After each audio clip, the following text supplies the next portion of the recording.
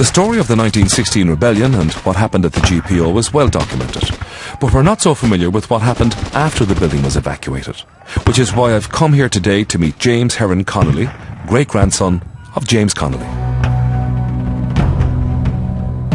This is the General Post Office, the iconic building of Dublin, where the leadership held this building for a week in 1916. How many were in there? The garrison consists of 300 volunteers in all, made up of London Irish, Glasgow Irish, Manchester Irish. Poets, farmers, trade yes, unionists? a cross-section, I suppose. I mean, they weren't soldiers?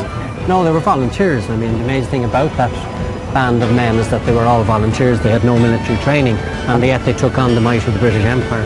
They held out for a week before the building became, well, effectively took fire as a result of artillery shelling.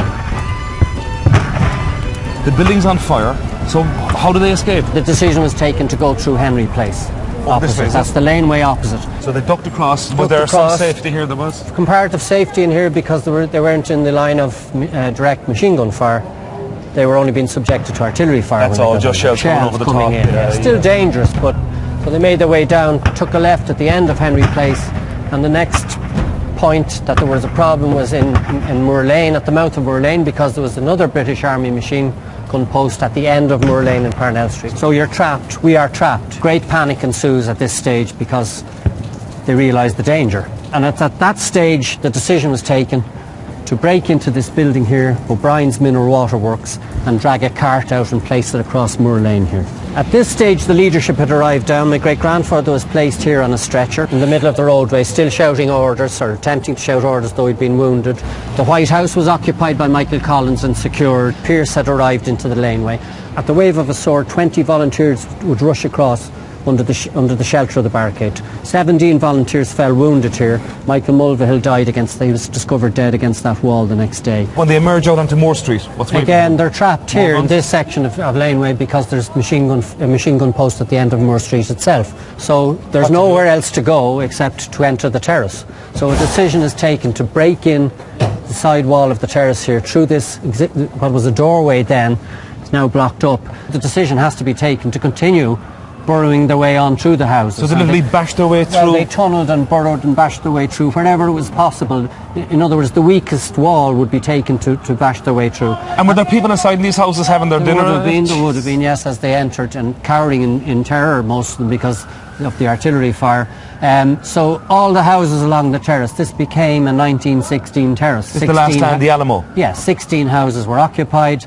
The entire garrison from the GPO ended up in this modest terrace of houses. And that's what's left of the door? That's what's left of the door. That's a disgrace. It's now blocked up. This is our Alamo. That's a disgrace. And on the very first night, the leaders spend their night in Cogan's, this first house in the terrace. And the Pierce brothers sleep the first night in the first floor bedroom.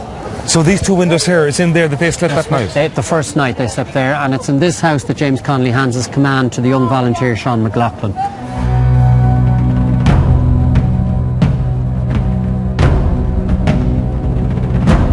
Now, the leaders took refuge in the dead centre of the terrace the next morning because it was the safest place to be, and that happens to be number 16. Ironically, Plunkett is the name over the door. Plunkett's, but not connected to Joseph Plunkett, just a coincidence.